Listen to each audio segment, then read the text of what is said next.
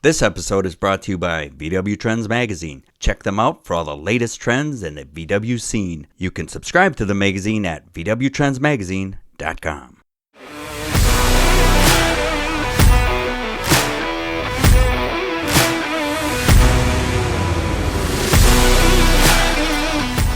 Good morning and welcome to the show. My name is Sean Smith. And my name is Prescott Phillips, and this is Brew City Bug Talk.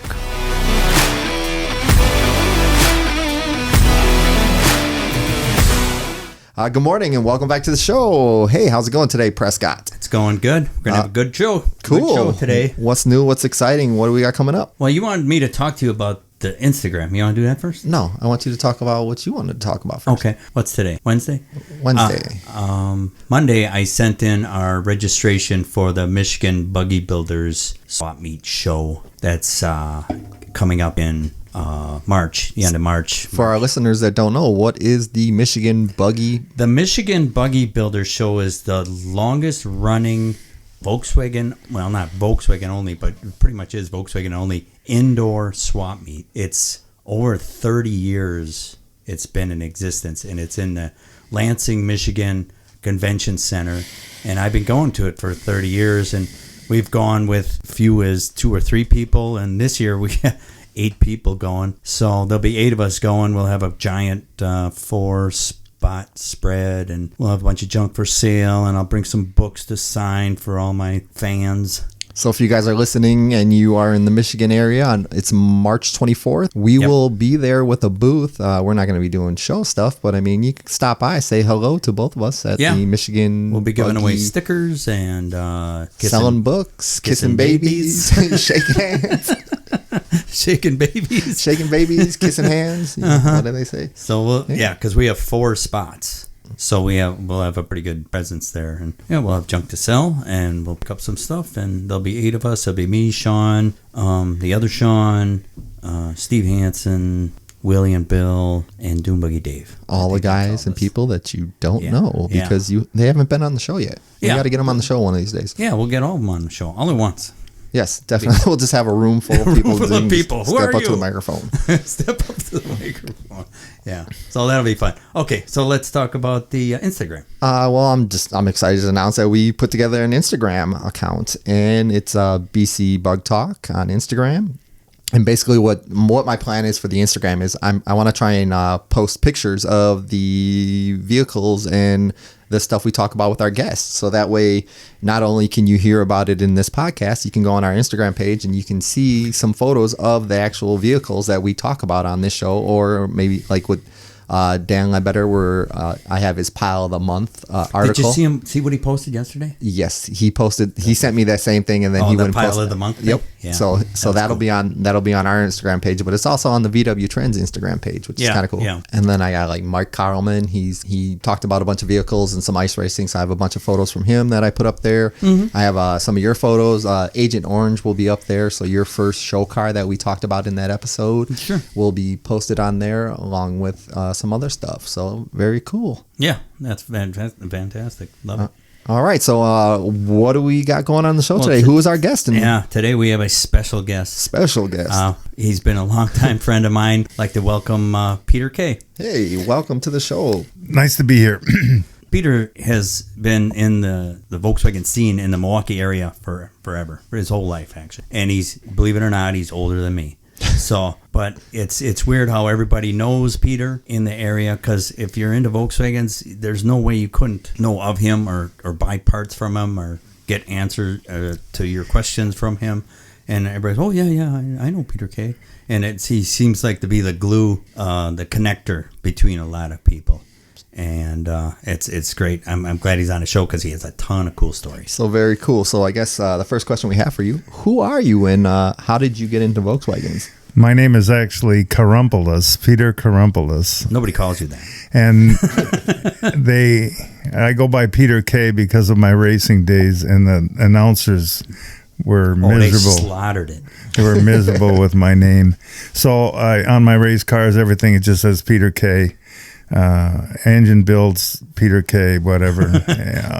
So we ask everybody how they got into Volkswagens. What was your first, like, as far as you can remember back, what was the first exposure to the Volkswagen design? Well, at 15 years old, my dad gave me a 58 Bug. He needed to drive longer distance faster, and the 36 horsepower wasn't cutting it. The car was sweet. It had the German aftermarket gauge in it for the gas tank and the oil temperature, little square thing in between next to the between the speedometer, knobs. yeah. And it was a little square plastic thing in between the light switch and the windshield wiper switch up there. It's pretty rare. Anyway, What happened to that car? it ended up being turned into a dune buggy. Awesome. What year would you say this was? This 1967. I was 15 years old. Okay. I drove that car to my driver's test and learned how to drive it on country roads and stuff. I lived out in the rural area of Mugwanago, Wisconsin, on Phantom Lake, and we could drive. We weren't supposed to, but we could drive. Well, you used to drive on the lake when it was frozen. Oh yeah, we used to drive definitely on the lake. Your mom still lives out there, right? Yes. Yeah. Yes. And I still have the lake property. We had a 56 Ford pickup truck for a utility vehicle, and I learned how to spin donuts and ice race on the lake. My brother and I were maniacs. Never hit anybody, never hit any ice shanties. It's the lack of traction was the savior. It was just a gas. So I had racing, and my vision of being a race car driver was before I got my first Bug.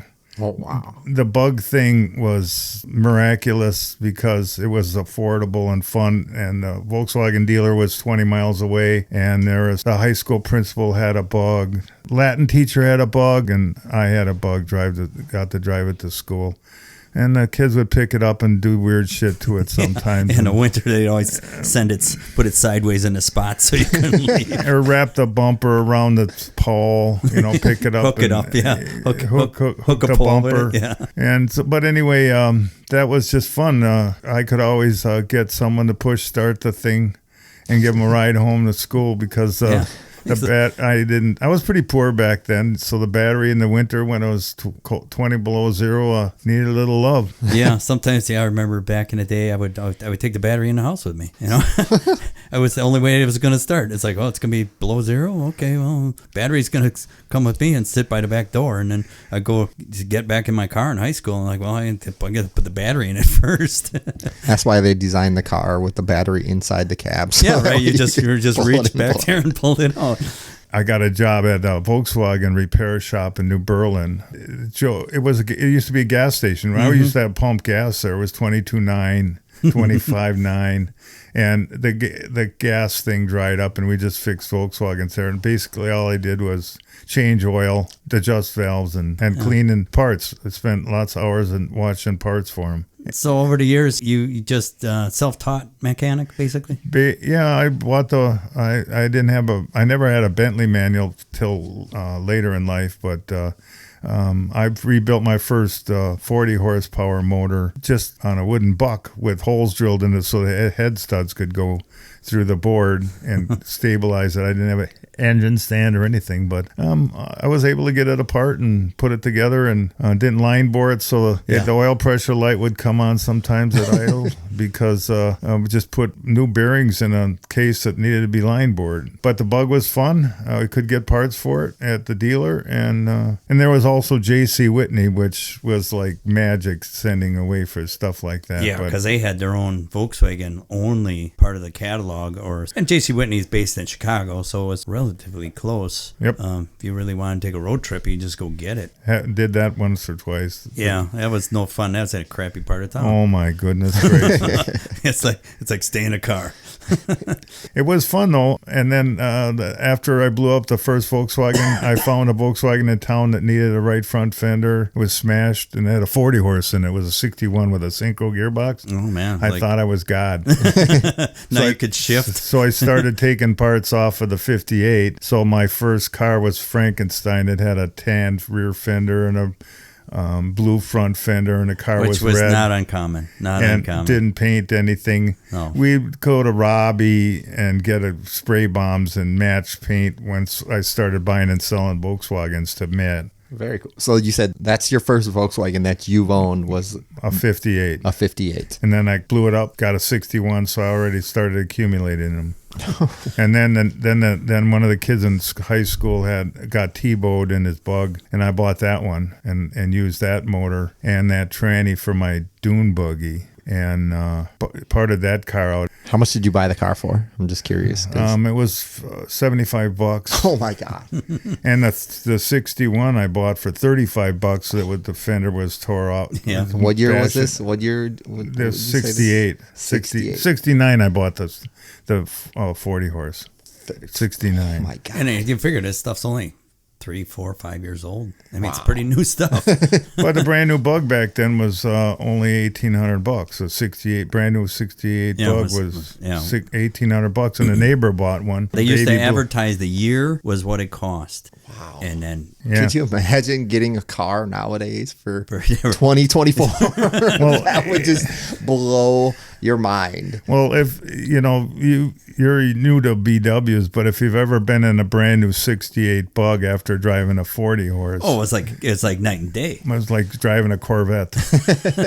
I mean, at a 1500, and then the thing would go 80 And it had- miles an hour. Yeah, and it had ball joints and Oh, all my the cool stuff. And I got the neighbor let me drive it a few times, and I'm going, oh boy, I'm going to get myself a 1500 someday. But that took a while.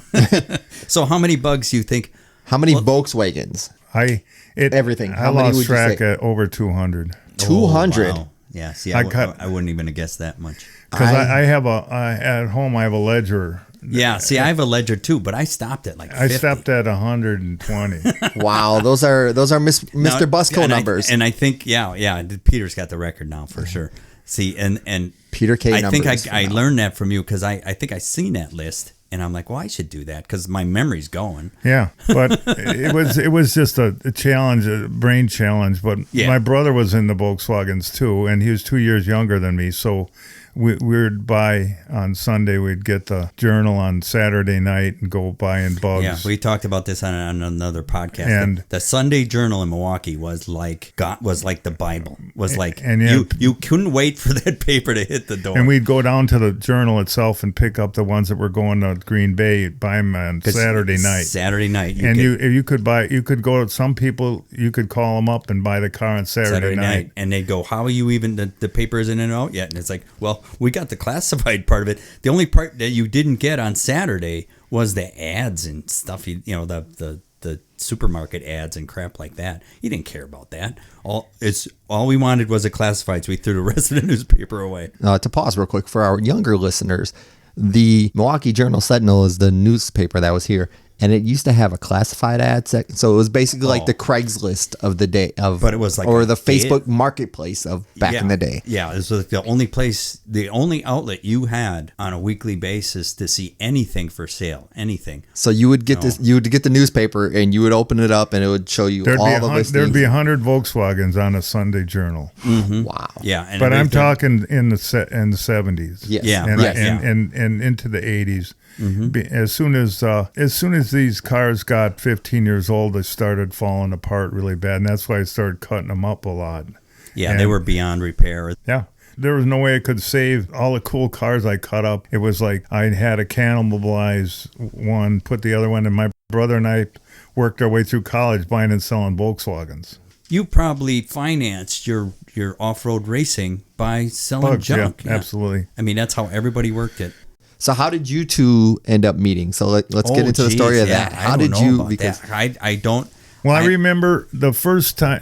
This is correct. I'm old and senile. We'll have but to- Terry Friday. You had Agent Orange. Yeah, right. And you brought Agent Orange up to Terry Friday. Had a little Volkswagen show. Yep. And I brought my notchback up to try to sell it. I put it on the tow bar because I assumed that somebody would want that thing.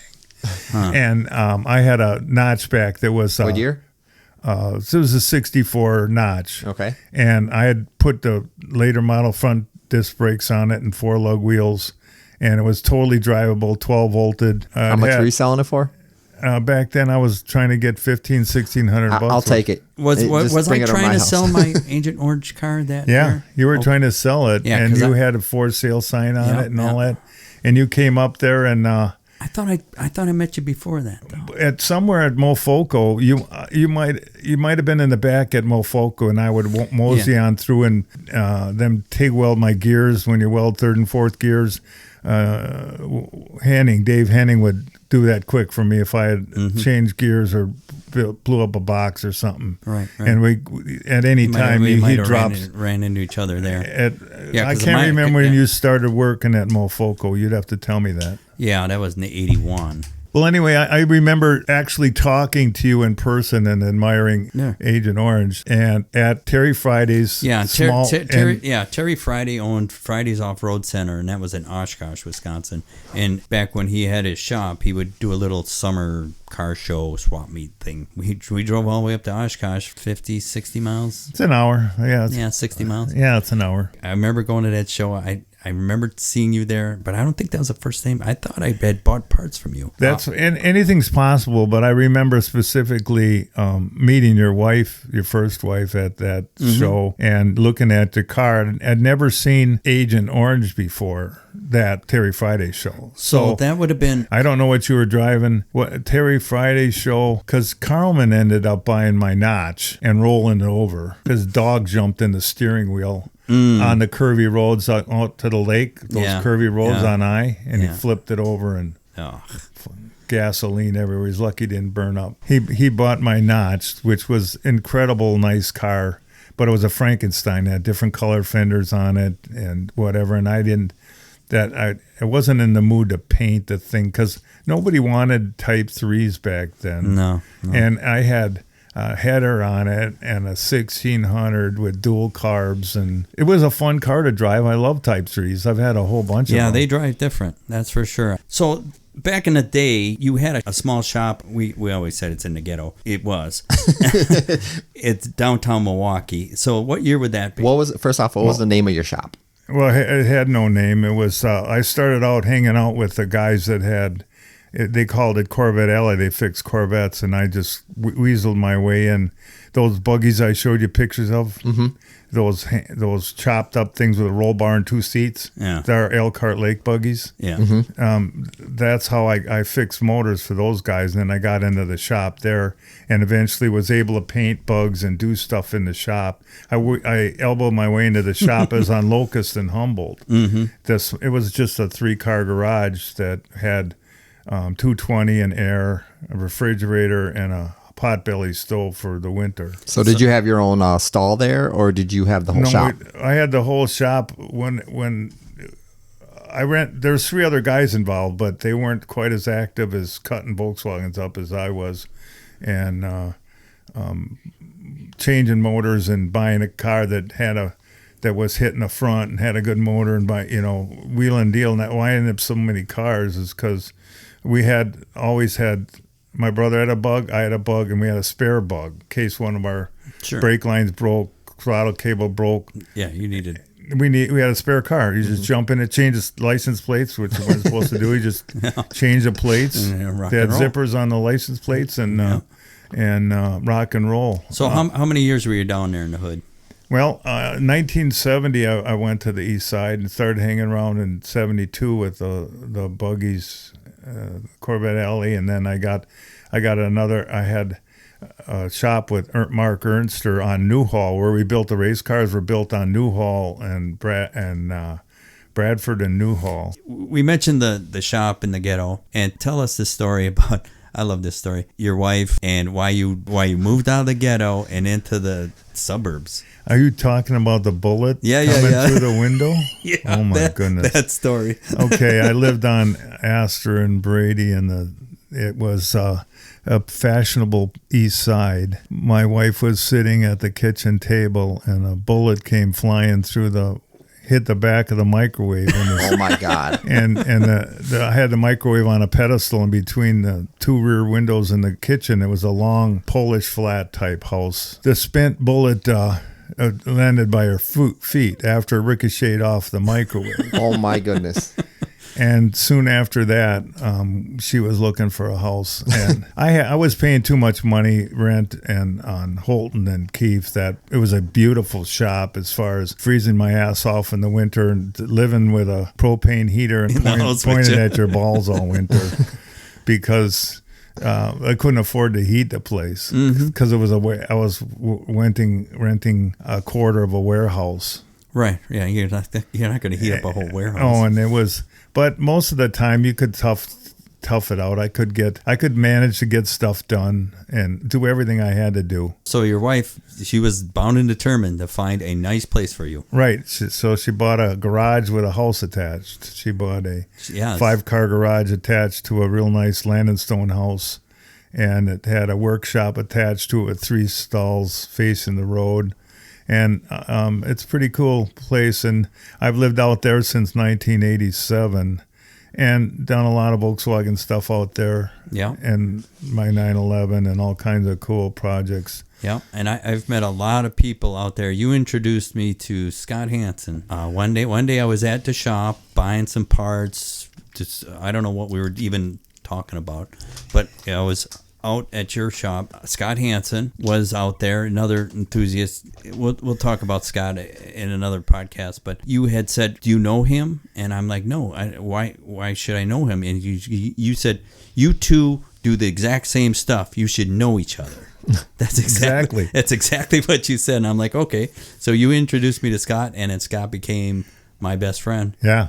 From that day on, I mean, Scott was my best man at my second wedding, and we were friends from that day forward. We were these two guys blew up trannies together all the time. Yeah, we went. Hold on, you blew a tranny together, or you blew up transmissions I didn't together? mean it that way. Okay. I mean, I just wanted to clarify. I don't know where this is going. I started building hot rod gearboxes for Scott Hansen, and he was difficult with. He was hard on equipment.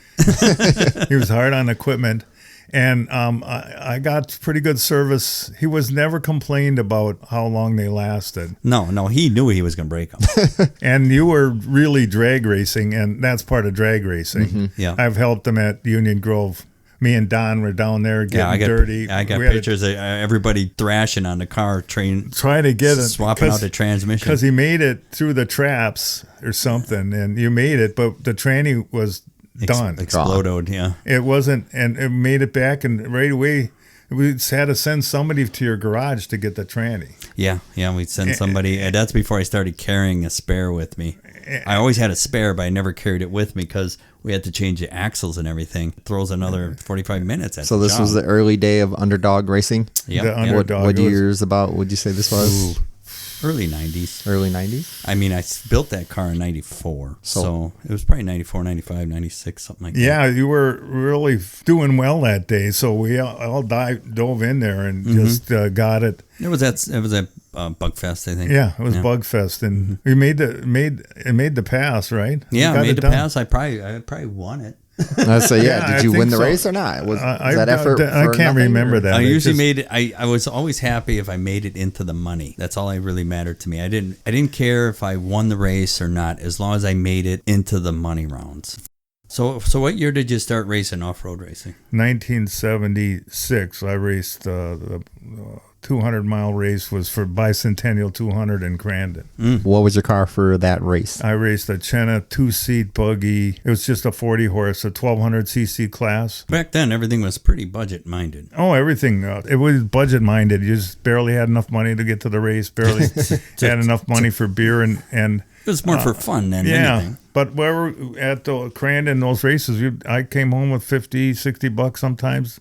One race, $500. You know what I mean? Depending on the purses. You could buy yourself 10 new Volkswagens with $500. Well, what year was it? 1980. You won the brush run. In 1980, I won Crandon in Bad Company. I won 80 and 81 2 years in a row in my class. Now, Bad Company is like it's a Cheneth 1000 race car. Yeah, and that was his most successful. Yes, it was 1976. The car was actually designed in 75. I got it in 76 and finished it in 77. And that was kind of state of the art. Can you give me a breakdown of the specs? So what was the body, or it was something? It's a tube chassis single seat race car with a 100-inch. They call it a 1000 because it had a 100-inch wheelbase. It was one of the first cars that had the long wheelbase.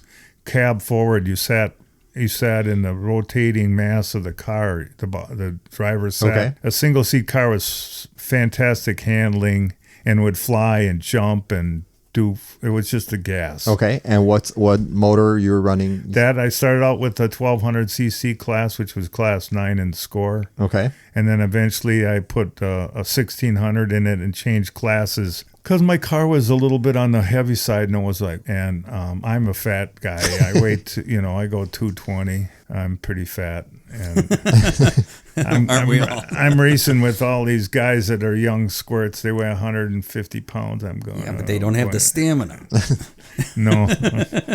Off-road racing I like the mud, the dirt. You race no matter what. Yeah, it could be pouring rain. Still racing. Not like NASCAR. Not like the Daytona 500. Oh, it's raining. But off-road racing was fun, and The money thing kind of ruined. and trucks ruined it. Yeah, once the big money started getting into off-road racing, the Who around here all held off-road racing courses? At Lake Geneva, which doesn't exist anymore, they had the Memorial Day 100, which was a big deal.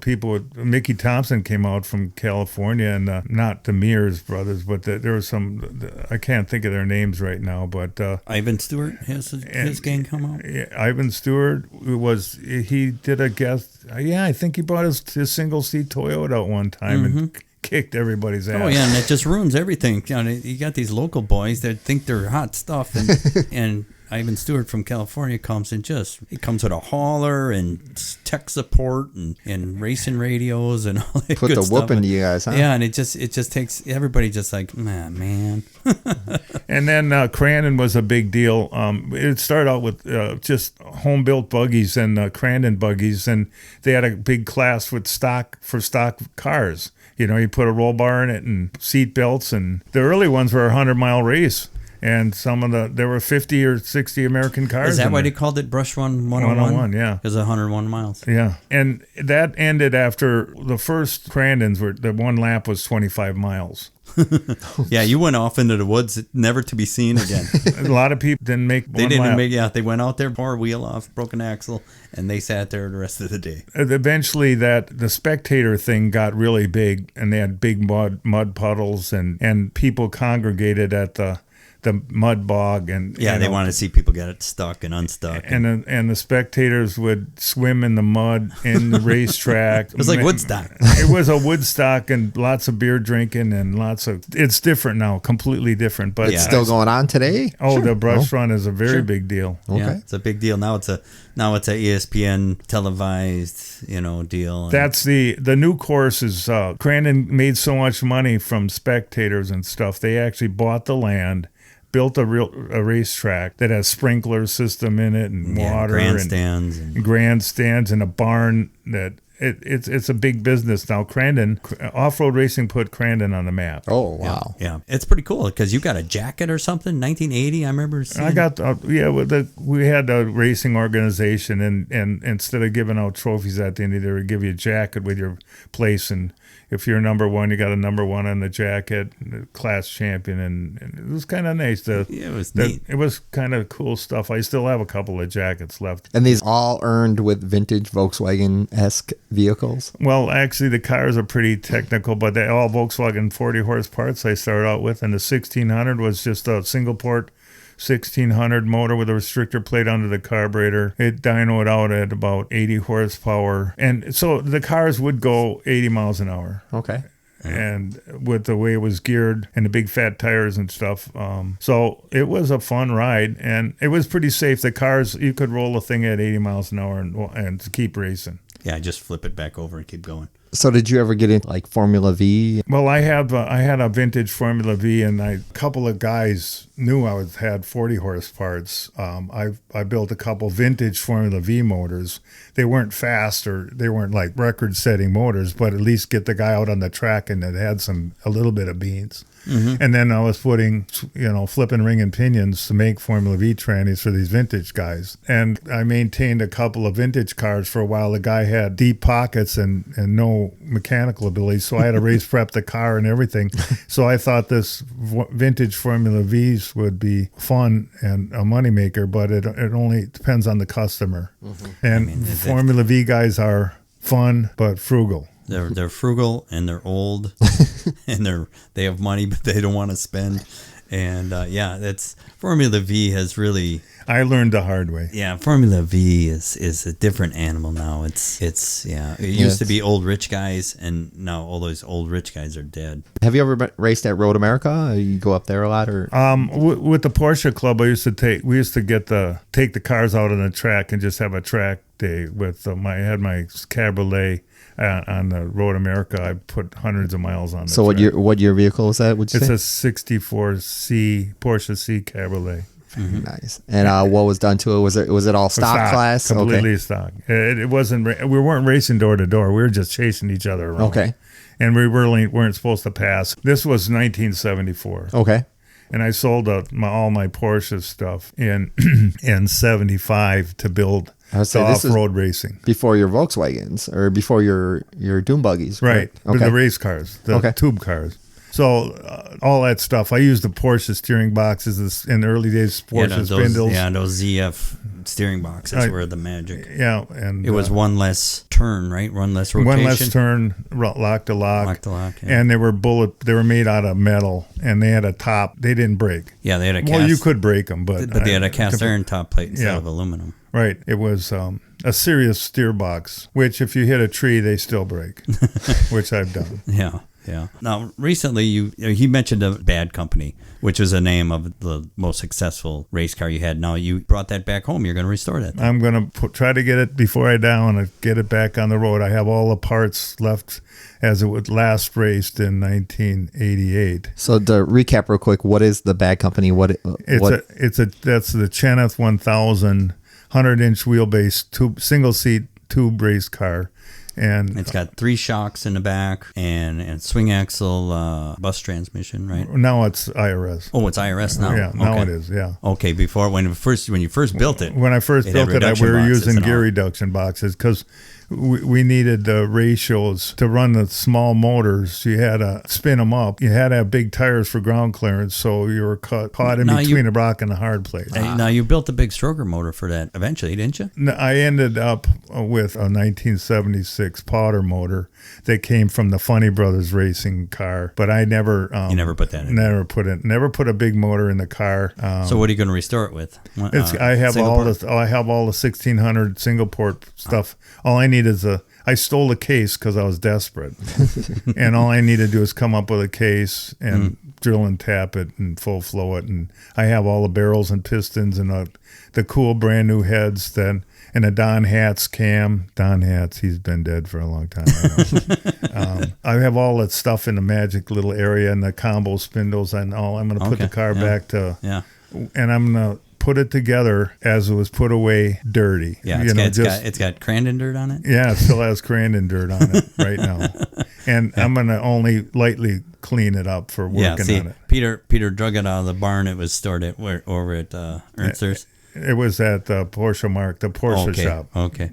And it was in the basement of the barn for 30 years. Was that last year you drug it out? 2 years. 2 years ago? I don't know. So what kind of condition was it when you drove it? It had pigeon shit on it and everything. It was pretty sad. It's pretty sad, but it's complete, and it's it weathered really well in the barn. And right now it's a roller, and I have the original bus tranny for it with the killer gears in it and all that. And I want to take it and let everybody drive it that never got to drive it. And it's nothing spectacular, but it's fun. Yeah, it's neat, and it's historic. And if we'd set up a little jump, and people don't get the experience off-road racing because flying over the jumps, and that's the kind of stuff that's fun. Yeah, getting airborne. Yeah, we were at Slinger Speedway a couple of years ago, and they had Bajas or dune buggy Volkswagens racing the track there. So I mean, they had the infield filled in with dirt and they put some jumps in it. Yep, shipping container. Oh, cool! They piled dirt up against the shipping container, so you went underneath it and then you went over it. Yeah, I don't know how much dirt they pulled in there. A lot. This was dirt. like I had just gotten back into Volkswagens after being out for a while, and I saw these things. I missed that. What was the game that you mentioned in our previous episode about you used to play with Peter K? You'd bring over a part and you'd be like, oh yeah. It was always Stump Peter. I claimed at one time that I could identify any piece on the bug because I've cut them up even inside the pan. I would call Peter and it would just be, hey man, 2 seconds of your time. I'd ask the question, he'd give me the answer, and we'd hang up. In my shop, I would build transmissions. I had to learn how to build transmissions because off-road's really hard on transmissions. We're blowing them up all the time. So we had to part out a lot of buses. I parted 6 or 7 split-window buses and threw them away because I needed a transaxle. That's the way it was back in the Oh, day. my God. The buses I threw away were just, it was hurtful. What I see for them now. Yep. And I couldn't give the things Well, away. see, that's the reason they are so expensive now. It's so many of them hit the scrap pile because it's no different than, say, a Porsche 356. Them things were robbed of every usable part on them to put in another vehicle, and the bodies were so poorly made and rusted away that you just threw it away. Nobody thought nothing of scrapping a 356. Oh my God, I wish I could find, if any of our listeners have a 356, if they want to sell me on the cheap, hit me up. I'll gladly take it. I don't care how rusty it is. That's like my dream car right there. I've been looking for one for years, but Well, you can't find them for I've under cut- $1 million. I've cut 6 of them up and threw them away. Yep. Yeah. Damn you. And people I used to steal the brakes and the motors out of them, stick them in their bug, and scrap the body out. Yep. Oh my goodness. I had 3 59 Cabriolets that were really They were rusty. Yeah. I mean- Restorable, probably. Have you seen my Now- Gia? My Gia is pretty rusty, but I'm still bringing that thing back to life. Well, those cars I shouldn't. All 6 of those 356s I cut up. I shouldn't have cut up.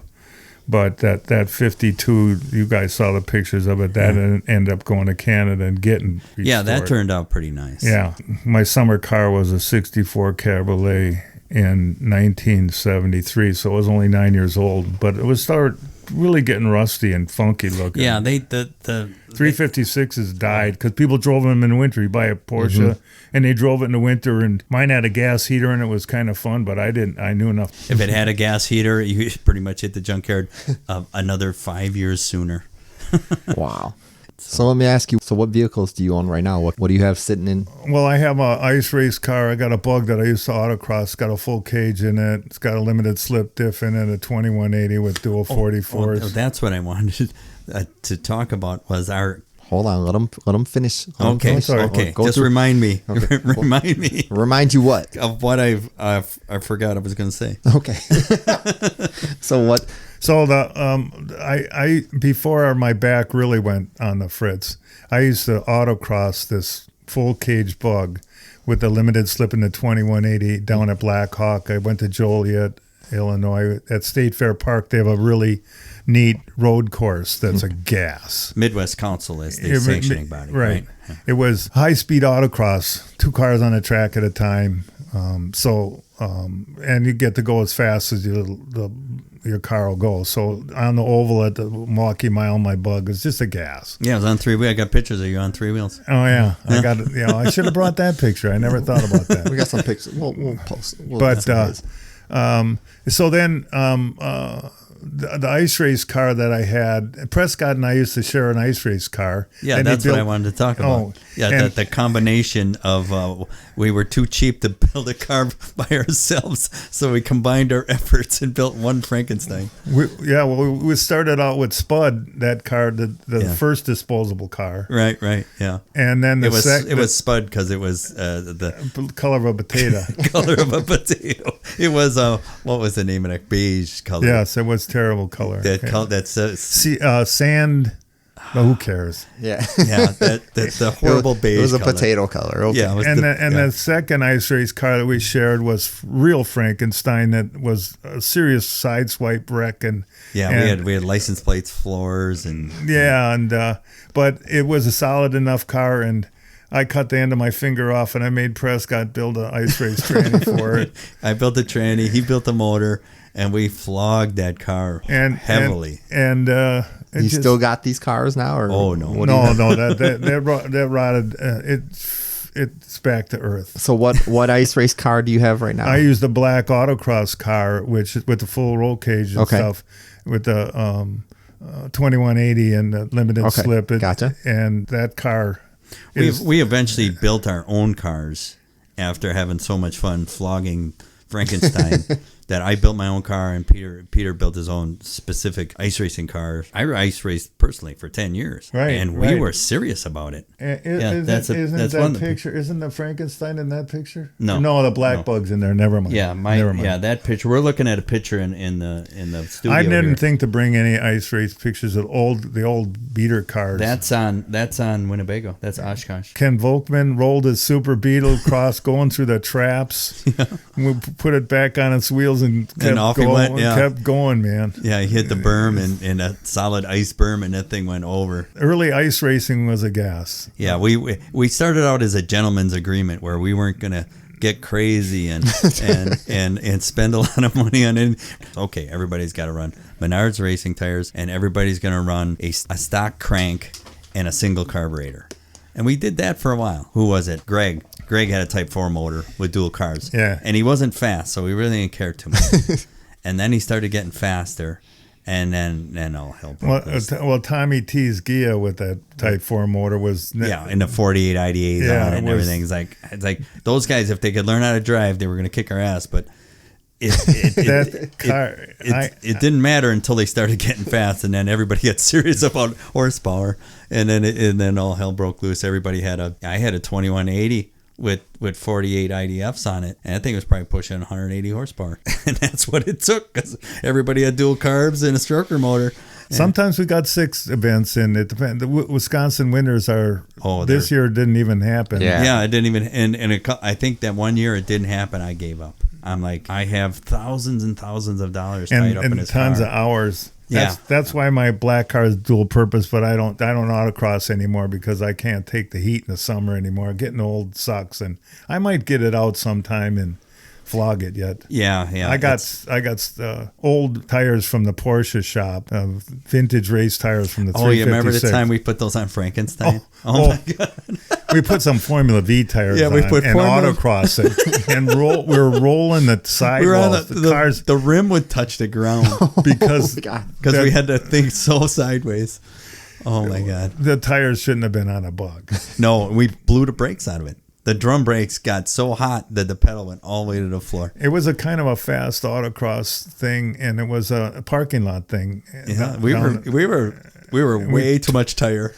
We tore up all them tires and ended up.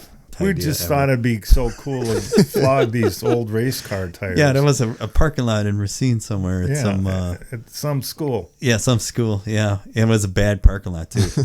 It wasn't that smooth asphalt. It was dirty we didn't know about tire pressures or not, so we're rolling the edges on the tires and the rims hitting like Prescott says. What's that funny noise, man? It's the wheel hitting the asphalt. Because the tires all folded I think we popped a couple of them, too. Yeah, we had a whole bunch of them. Oh, we ruined a bunch of tires. I got all this stuff from a vintage Formula V. I bought they were old and hard. Oh, they were... We thought, what the hell, try them. Yeah.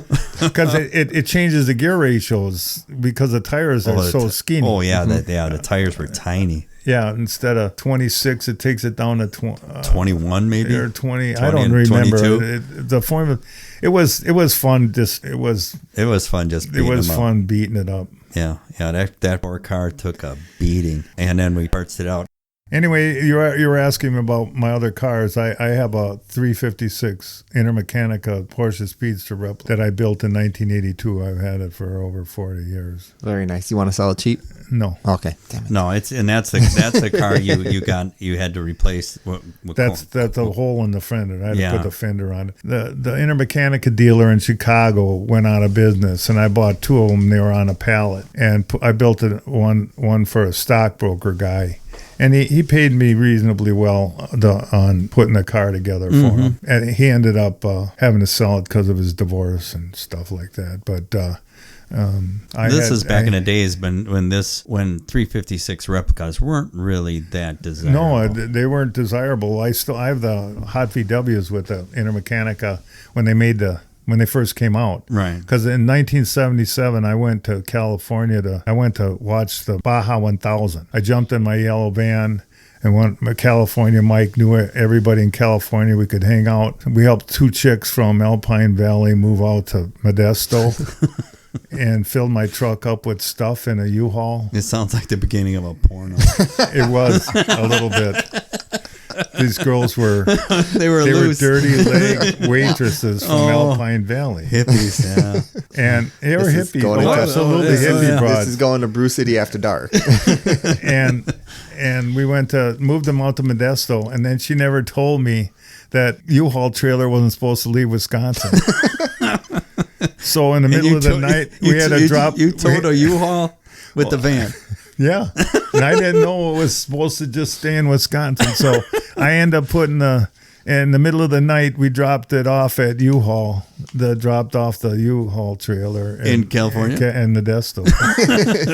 Here But you go. the paperwork wasn't. I didn't rent it. Right. It was all on her. It was all on her, so I never heard the end of that story. Oh, okay. They were They're just just waitresses from Alpine, and they paid my gas and hotel bills and to get them to Modesto. Yeah. And then he had friends in Modesto's not that far from San Francisco, and Yeah. in Richmond we had a friend that went to McGuanago that California Mike knew, so yeah, sure.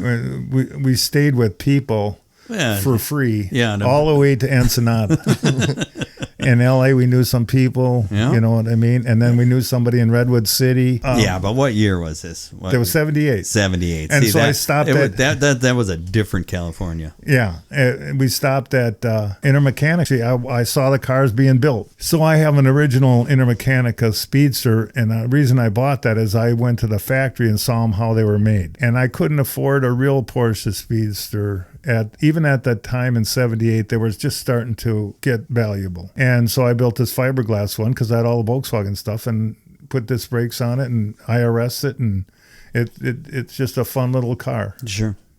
And so I built the other one and got paid and blah, blah. It's the best quality kit car because it's got a subframe and the cowl's got, the doors are supported. And The doors shut like real doors and everything is well engineered. Yeah, there's more to it than a dune boogie. It's a real reproduction. It's almost as close as you could get to a real, Right, but Gotcha. a solid car. Yeah, but and the it's- glass, and they weren't cheap with the glass, so it's solid as hell. My car it's got some spider cracks. It's amazing how well it survived. And Yeah. I don't do a thing to it. You'll have to except give us drive some it. pictures of it so we can post them on Instagram for All right. some of the listeners out there because it sounds like a pretty cool car. But you got that. You got the Black Bug, That's the it. Intermechanica. And I got rid of my Blue Bug as Aaron's new ice race car, and I Uh-huh. don't have anything anymore. No, down from I'm 200 down to 2. Well, at one time I had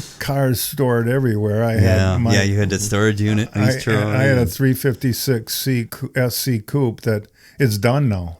I got Really? pictures of it done. Yeah. Wow. The wow. guy that bought it actually finished it. That was a rusty heap. There's a picture in that thing of the car and the rotisserie. Okay. That I got one picture left. I gave him the other pictures, but Yeah, last he time actually- I saw that car was in East Troy storage unit. yeah. So that car is actually done. I sat in it. Oh, wow. I didn't get to drive it because the motor wasn't done yet, but I Right, sat in it. He's probably spent over $100,000 to Just restoring fix it. what I did. Yeah. I put floors in it and all that stuff in when it wasn't fashionable.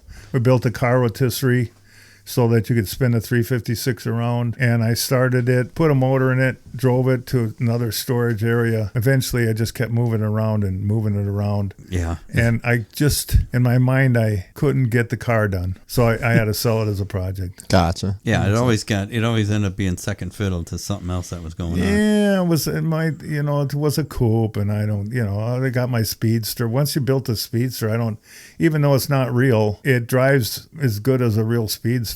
Oh yeah, the replicas. I've never driven a real Speedster, but from what I hear people say, a replica's They drive better than a it's real one. faster. It stops better. It just rides better. Yeah, it's amazing. The coupe you got rid of. Now the coupes are big deals now. You know. Oh yeah, the guy loves it. He's got quite a car collection, and I'm glad he got it done. And he's thanked me for selling it to him because it was a real numbers matching car. Real, yeah. And wow. even the 5 wheels have the right dates on them. Wow. Yeah. And the tool, it was a complete car that just was rusted to fuck. Yeah. Right. And so I bought this car and I boxed everything and labeled stuff. I bought a 356 Cabriolet here in Muskego. I went to look at it. I opened the door, and the door fell off, and I got stung in the scrotum by the bees that came out of it and attacked me. Yeah. We mentioned that in another podcast. It's either bees or mice or raccoon shit or raccoons, right? You don't know when you open a door. You don't know what's going to jump out at you. Well, I didn't expect the door to fall off, and you didn't expect the door to be full of bees. But anyway, I bought it for the drivetrain, and it was a 59, so it had a ZF steering box in it. Yeah, it needed, and it didn't have many miles on it. Yeah, and it had a hard top. Oh. So I sold. Oh, the hard tops. I sold that to Mark S. Cookie. Right. That the hard top is worth a fortune, even back then. Yeah. Now they're a 356 Cabriolet. The factory would build a hard top that bolted down for the winter. Oh, nice. Yeah, because those cars had roll-up windows and all that stuff. Yeah, this car didn't even have a convertible top. Oh, it's all is either. It just was. They bought it with the option top, hard top down. or no top. Yeah, it was a strange car. And do you even have a hard top for your Intermechanica? Yeah, or no. You roof it all, right? No, I have the top's under the boot. The header bowl is broken, and I finally fixed it, but I never glued it. Because I've never seen it with the roof up. No, you've probably never seen mine with the roof up. No, I haven't. I put the roof up once because I left a show, and it got super cold out. Okay, we're out of time. Yeah, we're out of time. We're getting late here, so yeah. I'm sorry. No, it's fine. It's fine. It's just any longer we talk, it's just more editing for me. Right. But I figured it's probably a good time to wrap it up. Thank you to Peter K for coming on the show. Yeah, thanks for stopping on. It was more fun than I thought. But yeah, thank you very much for coming on the show. Thank you to our listeners for listening today. Remember, feel free to ask us any questions about today's show. You want me to wrap it up? Yeah, you wrap it up. My brain is fried. Okay. As usual, share this podcast with whoever you want to share it with. You can always contact us at via email. Our email is bcbugtalk@gmail.com. We are on Facebook. Our Facebook page is Brew City Bug Talk. We're also on Instagram now, so follow us, share us on that. Be sure to put some pictures up of Peter's vehicles and some action shots and whatever else we can find. We'll put that on Instagram and also on Facebook. That'll about take care of it. Don't forget to check out VW Trends magazine for all the latest trends in the Volkswagen scene. Check them out at www.vwtrendsmagazine.com. All right, thank you very much for listening and have a good day. All right, peace out.